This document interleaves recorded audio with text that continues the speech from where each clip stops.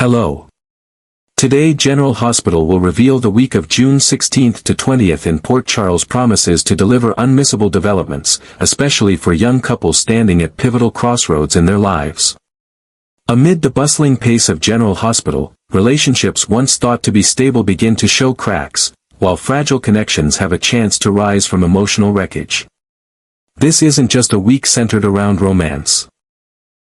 It's a critical moment for parents and children alike, as family bonds are tested by difficult choices, exposed secrets, and painful sacrifices. As Port Charles enters these turbulent summer days, viewers will witness three significant moments that could entirely reshape the course of long-standing relationships. These aren't merely arguments or tender declarations of love, they are turning points that may define the future of an entire generation of residents. First, midweek in Port Charles is about to erupt with a wave of revelations that will rattle not only young hearts but also some of the town's most carefully guarded secrets. Trina and Kai, both striving to make sense of their own paths, are suddenly thrust into a maelstrom of hidden agendas, unfinished business, and the resurfacing of ghosts believed to be long gone. What began as a quiet afternoon of editing Kai's documentary footage turns into an unraveling mystery when an encrypted file mysteriously appears in their shared project folder, one containing not only disturbing details about Drew's past connections with an underground escort ring, but also references to medical professionals assisting these operations.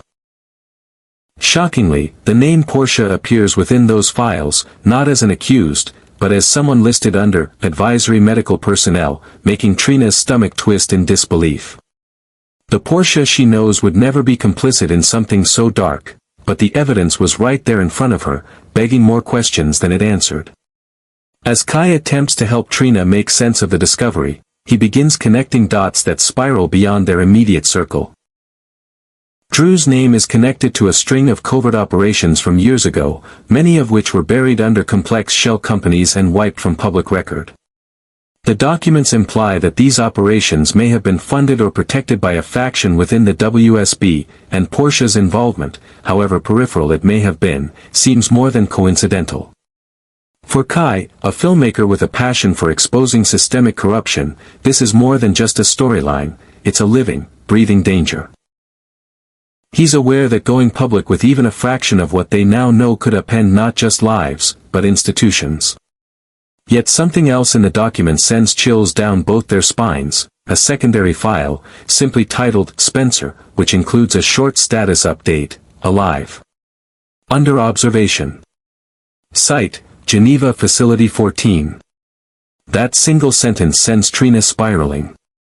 Spencer, who she had grieved for, mourned over, and tried so desperately to move beyond, might still be alive. The file makes no mention of his condition or the reason for his detainment, but the coordinates and timestamps suggest he had been transferred less than 2 months ago to a high-security medical facility known only to a select group within the WSB. The possibility that Spencer had been alive all this time, and that someone had known and hidden it from her, unleashed a tide of anger, hope, betrayal, and raw confusion inside her. Kai urges caution, wanting to verify the legitimacy of the intel before jumping to conclusions, but Trina is already emotionally tethered to the idea that the boy she lost may not be lost at all. Meanwhile, complications intensify when Kai's documentary archive is hacked. Entire folders of footage vanish from the cloud, and a disturbing video fragment suddenly appears online. A clandestine recording showing what looks like Drew exchanging a sealed envelope with an unknown man in a hospital parking garage. The video goes viral before Kai can even react, and although the man's face is partially obscured, the figure bears an undeniable resemblance to Drew. The hospital board quickly demands an internal review, and Drew, already under pressure from mounting scrutiny, finds himself unable to explain the footage convincingly. As the scandal begins to gather momentum, staff members grow uneasy, and the administration fears that the hospital's reputation may collapse under the weight of secrets no longer containable. Simultaneously, Curtis, who had taken on a freelance investigation into Drew's past business connections, uncovers that he was not the only one hired to investigate this threat. Another unnamed operative had been tailing the same leads. Someone with access to WSB surveillance and government-level encryption keys. When Curtis cross-references the trail, he makes a disturbing discovery. The second investigator once worked on a neurosurgical trial funded by the same research team Portia was affiliated with during her residency. The lines between personal and professional, truth and cover-up, begin to blur for Curtis as he suspects that the woman he once trusted more than anyone may be tangled in something far more dangerous than she realizes, or worse, may be fully aware and hiding it. Just when things couldn't get any more chaotic, Jason, previously content to keep his distance, receives a quiet but urgent message from a retired WSB contact. It warns of a covert cleanse operation being launched within the week, targeting anyone tied to historical WSB medical cover-ups, including whistleblowers and researchers with insider knowledge. Trina and Kai now find themselves at the center of this storm, holding a key to information that could either bring justice or destroy everything they know. Jason races to find them before someone else does, but time is no longer on his side. He tracks them to a rest stop just outside Port Charles, hoping to warn them quietly and devise a safe exit plan. But the meeting is intercepted. A sniper, hidden in the surrounding trees, opens fire, but Jason reacts with lethal precision, shielding Kai and Trina long enough to neutralize the threat and escape. As the adrenaline wears off, Trina realizes that her life, once focused on her future in medicine, has been irreversibly altered. The truth about Spencer could reignite feelings she tried so hard to bury, while the looming danger surrounding her mother's alleged involvement places her in a perilous position between loyalty and justice. Meanwhile, Kai is faced with a haunting question: does he continue his documentary knowing it may be the last thing he ever produces, or abandon it to protect Trina, and himself, from the wrath of those determined to silence the truth? The bond between them is tested not only by the secrets they uncover but by the sacrifices they must consider making. As Port Charles reels from the chain of consequences set into motion by a single corrupted file, the town itself stands on the brink of a reckoning that will leave no family untouched and no truth unchallenged. Second, on Tuesday, a tense yet undeniably strategic meeting unfolds between Curtis and Micheal, both men arriving not as friends, but as co-conspirators bound by a mutual objective: the complete removal of Drew from Aurora's leadership. The air in the private lounge is thick with calculation as Curtis lays out a proposal he's clearly spent weeks refining. It's a deal Micheal never expected to be offered. Especially from the man who, not long ago, he viewed as an unpredictable wildcard, and now regards with barely concealed suspicion. But Curtis, ever the tactician, presents it with calm precision: a return to Aurora for Micheal, not in a subsidiary role, but in a newly created position of executive oversight that would place him just one level beneath CEO. In return, Micheal would lend the full weight of the Corinthos brand's financial influence to secure Curtis's hold on the company once Drew is ousted. The proposition stuns Micheal. Not because of the offer's scope, he's more than capable of filling the role, but because of the bitter irony. Curtis is, after all, the man who once openly challenged Michael's loyalty to his own family, who accused him of using his last name like a weapon. And now here Curtis is, treating Micheal not as a rival, but as an indispensable ally in a power play that reeks of hypocrisy. Yet Micheal listens intently, because there's one thing he wants more than to punish Drew: control. Not just of the company, but of the narrative that has spun wildly out of his grasp ever since Drew's return to Port Charles reignited every unresolved grievance. Curtis's offer is more than a job. It's a chess move, a way to reassert dominance and put an end to Drew's manipulation once and for all. Still, the room is thick with unspoken tension. Michael's hands remain folded, his expression unreadable as Curtis continues to explain how the current board has been swayed, how the votes are falling into place, and how Drew's recent scandals have given them all the ammunition they need. The mention of Drew's alleged financial improprieties and emotional exploitation of Willow is particularly damning, and not coincidentally, those are the very sore points Micheal is still nursing. Curtis knows this. He's using every ounce of psychological leverage at his disposal. What he doesn't fully realize, though, is that Micheal is no longer the emotionally impulsive heir he once was. He has learned, through betrayal and failure, how to wear masks. He may appear to be considering Curtis's offer at face value, but internally, he is already calculating the price, and whether it's worth paying. Ironically, Curtis may think he's orchestrating this entire campaign to isolate and destroy Drew, but in reality, Micheal has already begun to view him as a temporary tool, useful for now, dangerous in the long run. The very fact that Curtis could so easily dispose of one ally raises red flags about how easily he could turn on another. Trust is fleeting in their world, and Micheal has learned never to fully invest in anyone who doesn't bleed for the same cause. In some twisted way, his alliance with Curtis reflects the very manipulation he once loathed Drew for, yet here he is, participating in it with disturbing ease. But then again, power does strange things to those who have lost it and are desperate to reclaim it. The conversation shifts when Curtis brings up the idea of consolidating their influence not just within Aurora but throughout its media subsidiaries. He suggests that Michael's return would come with editorial control over specific channels, particularly those that have the power to influence public sentiment about Drew's downfall.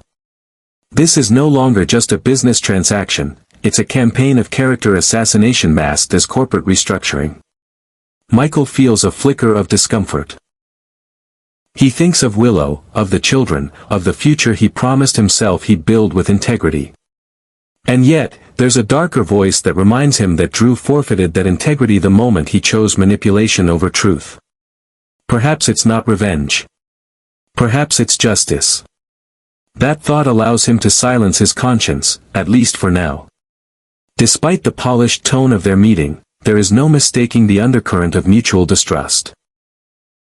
Curtis watches Micheal like a man who knows he's speaking to someone with the power to double-cross him. Micheal, for his part, gives nothing away, though inwardly he wonders whether accepting the offer might actually provide him with a vantage point to control or even sabotage Curtis's ambitions later. After all, if there's one thing the Corinthos bloodline has taught him, it's how to play both sides until one collapses. Curtis, too confident in the momentum of his plan, fails to recognize that the very olive branch he's extending may come back sharpened into a blade. By the time the meeting ends, no deal is signed, no commitment verbalized, but the handshake that follows is loaded with implication. Micheal offers a tight, calculated smile, one that conceals far more than it reveals. Curtis leaves convinced that the wheels are in motion, that Michael's silence was agreement in disguise. But as Micheal watches him walk away, his mind is racing through possibilities. Curtis as CEO might be a useful distraction, a puppet for now, and a threat for later. What neither of them realizes is that in the background, another player, one with access to everything, and allegiance to no one, is already moving to expose them both. And once the first domino falls, loyalty will no longer be a currency either man can afford to spend. Third, as the week draws to a close in Port Charles, a quietly unfolding storyline takes center stage, one not marked by explosive confrontations or shocking betrayals, but by a deeply personal shift in the lives of two young residents navigating their own emotional awakenings. Gio, still reeling from the revelation about his true parentage, finds himself caught in a whirlwind of identity, loyalty, and emotional vulnerability. Ever since learning that the people he once called family had hidden the truth from him for so long, he has struggled to make sense of where he belongs. But amid this storm, one constant has emerged, Emma. What started as casual companionship has quietly evolved into a connection neither of them anticipated but both are beginning to lean into with an almost desperate sincerity. On Friday, fate once again intervenes in an unexpected way. Gio overhears a tense exchange at the hospital. One involving his mother, Brooke Lynn, and Dante, discussing something cryptic about custody and sealed records. Though the details are unclear, the tone is unmistakably alarming, and Joe's instincts scream that there's still more he hasn't been told. Shaken and unsure of where to turn, he does what he's found himself doing more and more often, he seeks out Emma. He finds her sitting on the steps outside the rec center, finishing up tutoring notes for a younger patient, and without needing to say a word, she knows something is wrong. Her presence, calm yet strong, offers a safety he never knew he needed. And when he finally speaks, he doesn't filter anything. He tells her about the conversation, about the guilt of not confronting his parents sooner, about the growing feeling that he's merely a pawn in a legacy he never asked to inherit. Emma listens without interrupting, without rushing to comfort or distract him. She's always had a quiet grace about her, a steadiness that allows others to collapse safely in her presence. But today, something shifts. Instead of offering advice or reassurances, she does something else. She lets herself be vulnerable too. She tells Gio about her own fears, her insecurities about living up to the Scorpio legacy, about feeling like she's always in someone else's shadow. She admits that sometimes, even the most composed exterior hides a storm just waiting to be acknowledged.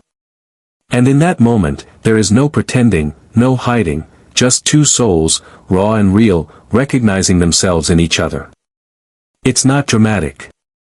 It's not loud. But it is unforgettable. What follows is a silence not born of awkwardness but of understanding. A shared stillness that speaks louder than words ever could. Then, slowly, Gio reaches for her hand, and she lets him. It's not a romantic gesture in the traditional sense, it's deeper. It's two people anchoring themselves to each other in a world that keeps shifting beneath their feet. They sit like that for minutes that feel like lifetimes, until a breeze carries the sounds of the city back into their awareness and reminds them that the world hasn't stopped spinning. But something inside them has changed. It's subtle, almost imperceptible to anyone else, but undeniable to them. Later that evening, Gio and Emma walk back to the hospital together, neither rushing the moment nor clinging to it. They pass by the bench where they once argued, the vending machine where Emma teased him about his snack choices, and the hallway where they once ran into each other while both hiding from family events.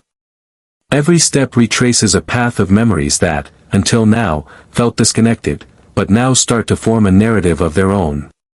A narrative of something new. Something more. And as they stop outside Emma's unit, there's a shared glance, not full of urgency or longing, but quiet promise. Whatever this is, it's real. And it's theirs. In a town like Port Charles, where romance often burns too hot, too fast, and then crumbles in the face of betrayal or ambition, Gio and Emma's story is a rare kind of slow burn. Theirs is not a love story punctuated by chaos and manipulation. It's one built on mutual care, shared vulnerability, and a deepening trust that's earned, not assumed. Of course, complications will come. Families will interfere, past mistakes will resurface, and new secrets are bound to emerge. But in this moment, they are simply two young people choosing to show up for one another in a way that feels honest and unforced. By Sunday night, whispers are already beginning to circulate through the hospital corridors and social circles. Is Port Charles witnessing the rise of its next super couple? There are no grand declarations, no orchestrated make-out scenes or candlelit confessions, but those paying close attention can sense it. It's in the way Gio watches Emma when she speaks, the way Emma instinctively reaches for his hand when no one else is looking, the way they occupy space together like it's the most natural thing in the world. For now, there is no label. No pressure. Just potential. And that, in itself, is something rare and precious in a town that so often devours young love before it has time to root. But if this week has proven anything, it's that sometimes the most unforgettable moments are born not from spectacle, but from sincerity. As the week in Port Charles comes to a close, the city finds itself holding its breath, suspended in a fragile balance between revelation and reckoning. From boardroom betrayals to heart-to-heart confessions, every corner of the town seems to echo with the footsteps of change. Curtis and Micheal have reshaped the corporate battlefield with an alliance forged not in trust, but in necessity, each man aware that their fragile arrangement could collapse with the slightest misstep. Drew's days at Aurora appear numbered, but the cost of his downfall may be greater than anyone anticipated. Meanwhile, the shadows surrounding Portia, Kai, and Trina continue to stretch further into dangerous territory, hinting at a larger conspiracy that could consume them all if the truth is exposed too quickly, or too late. Amidst it all, Gio and Emma offer a quiet contrast, a budding relationship grounded not in spectacle but in mutual understanding and strength.